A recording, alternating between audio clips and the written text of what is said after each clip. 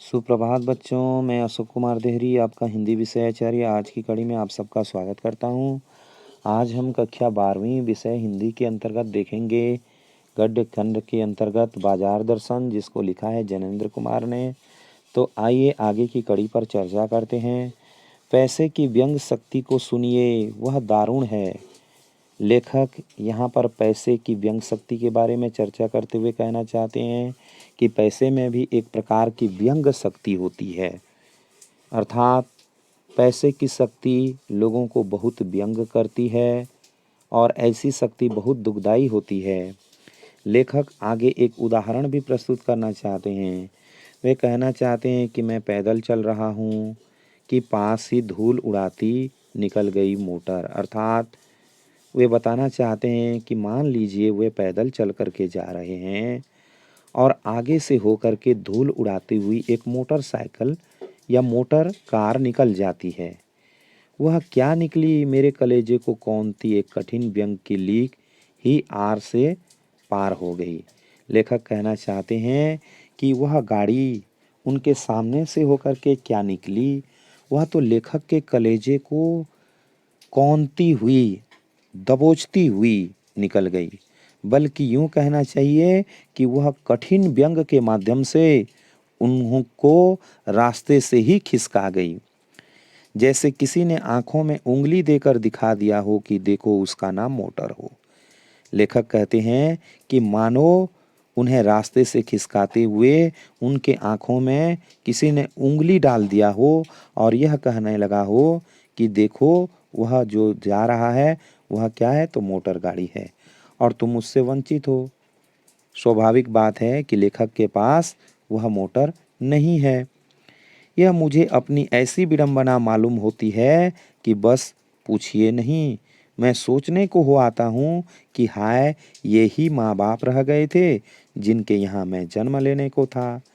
लेखक कहते हैं कि उस समय लेखक को ऐसी विडंबना, ऐसी असमंजस स्थिति उत्पन्न होती है कि वह कहना चाहते हैं कि वह उनके बारे में ऐसे सोचते हैं कि काश उन्हें ऐसा माँ बाप मिला होता। वो कहते हैं, भगवान को कोसते हुए कहते हैं कि आपको मुझे जन्म देने के लिए क्या यही माँ बाप मिले थे जिनके यहाँ आपने मुझे जन्म दिया।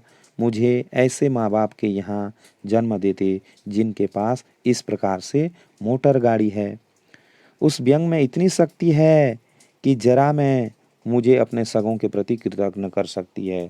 लेखक कहते हैं कि उस समय, उस घटना में या उस पैसे की शक्ति में इतनी व्यंग शक्ति है कि लेखक को क्षण भर में ही अपने सगे लोगों के प्रति कृतज्ञ बना सकती है, अर्थात एहसान न मानने वाला व्यक्ति बना सकता है। लेखक को ही नहीं बल्कि किसी को भी वह जो व्यंग शक्ति होती है कृतज्ञ बना सकती है।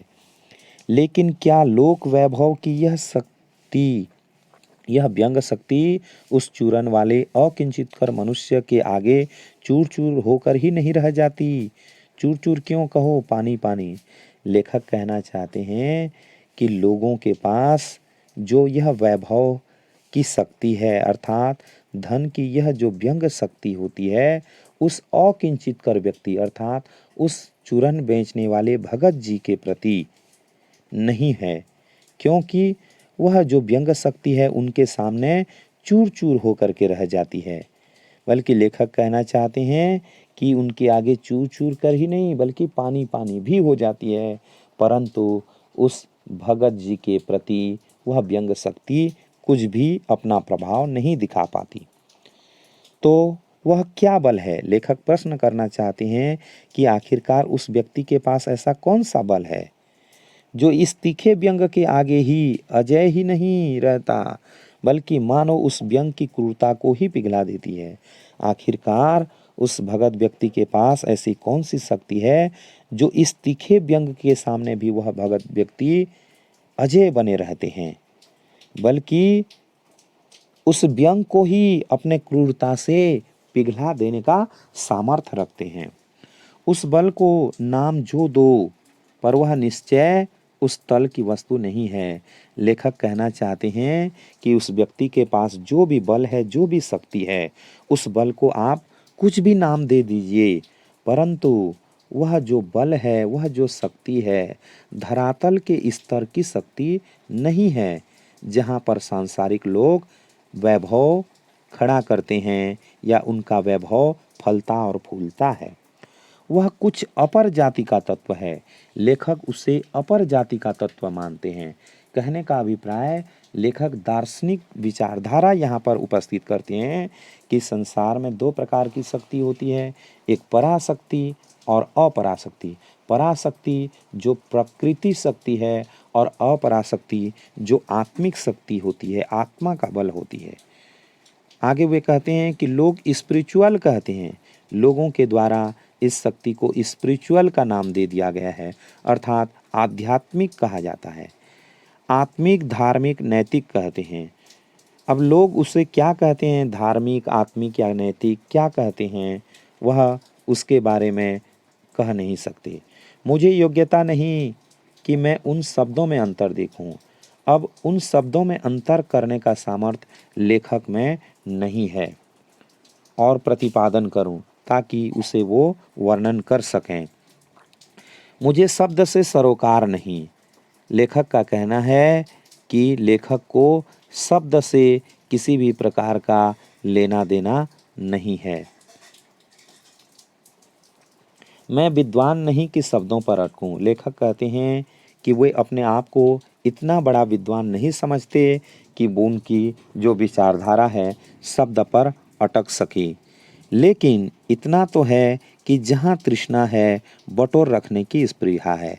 लेखक कहना चाहते हैं कि जहाँ भी लालसा है, तृष्णा है अर्थात लालसा है, वहाँ बटोर रखने की स्पृहा है अर्थात एकत्रित करने की भी इच्छा होती है।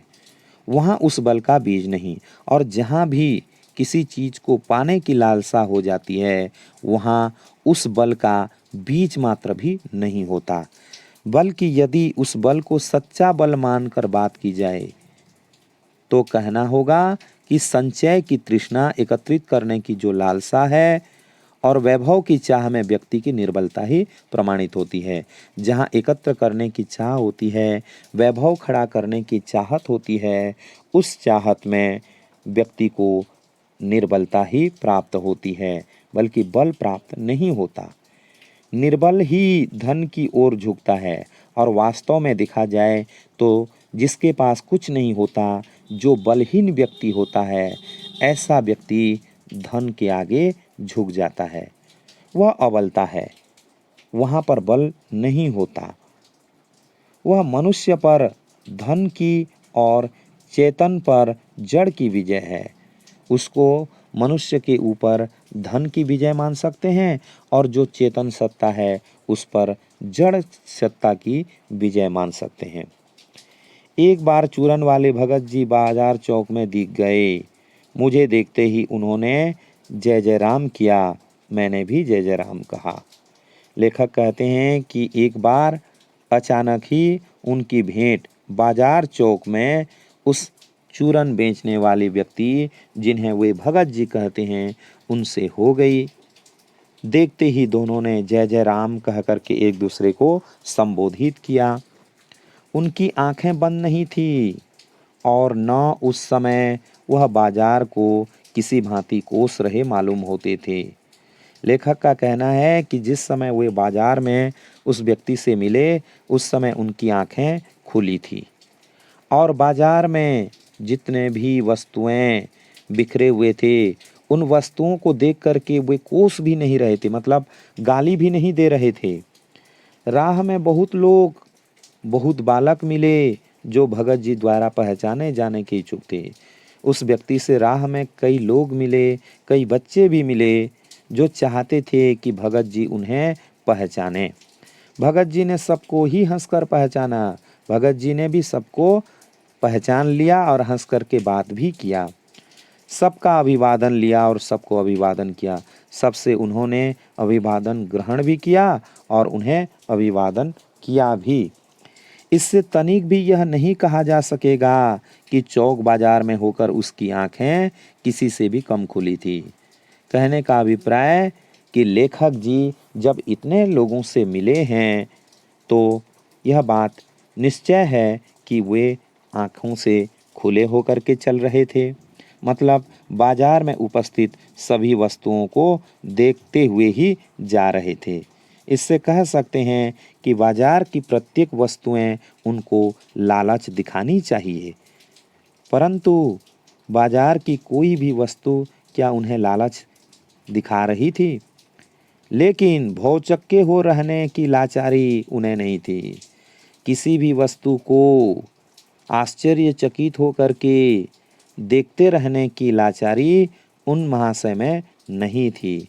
व्यवहार में पसोपेश उन्हें नहीं था। मतलब उनके व्यवहार में थोड़ी सी भी असमंजस देखने को नहीं मिल रही थी और खोए से खड़े नहीं वह रह जाते थे, बल्कि जिस प्रकार हम लोग बाजार की वस्तुओं को देखने के बाद खोए खोए रह जाते हैं, वह व्यक्ति ऐसे खोए खोए नहीं रह जाते थे। भांति भांति के बढ़िया माल से चौक भरा पड़ा था। उस बाजार के चौक में तरह तरह के सुंदर माल भरे पड़े थे। उस सब के प्रति अप्रीति इस भगत के मन में नहीं थी। मतलब जो सामान उस बाजार में एकत्रित हुए थे, उस सामानों के प्रति भगत के मन में अप्रीति भी नहीं थी। मतलब अश्रद्धा भी नहीं था या प्रेम रहित वो नहीं थे। जैसे उस समूचे माल के प्रति भी उनके मन में आशीर्वाद हो सकता है। मतलब जो सामान थी, उन सामानों के प्रति भी उनके मन में अच्छे भाव थे। विद्रोह नहीं, प्रसन्नता ही भीतर है, क्योंकि कोई रिक्त भीतर नहीं है।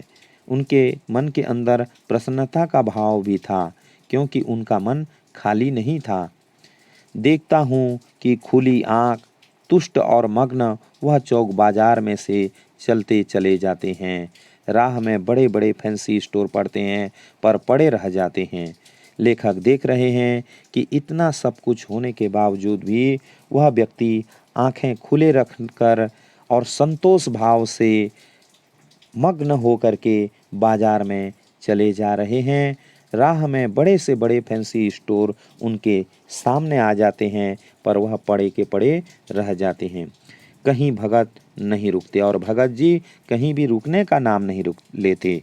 रुकते हैं तो एक छोटी सी पंसारी की दुकान पर रुकते हैं।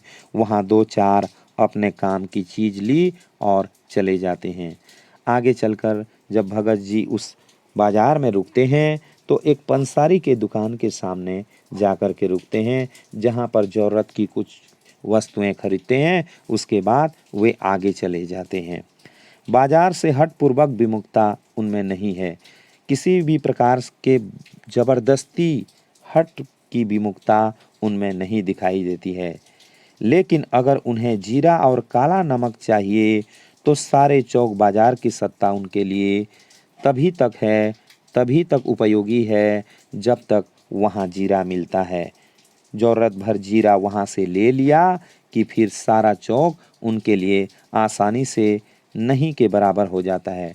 कहने का अभिप्राय यह है कि मान लो उन्हें जीरा चाहिए तो वह जीरा की दुकान में जा कर के ही खड़े रहेंगे, न कि पंसारी के दुकान में। मतलब उनके लिए बाजार की आवश्यकता केवल जीरा तक है, न कि अन्य वस्तुओं में। तो आज के लिए इतना ही। आगे हम दूसरे अंक में देखेंगे। आशा करता हूँ आपको ज़रूर अच्छा लगा होगा। यदि आपको अच्छा लगा हो तो वीडियो को लाइक और शेयर करना न भूलें।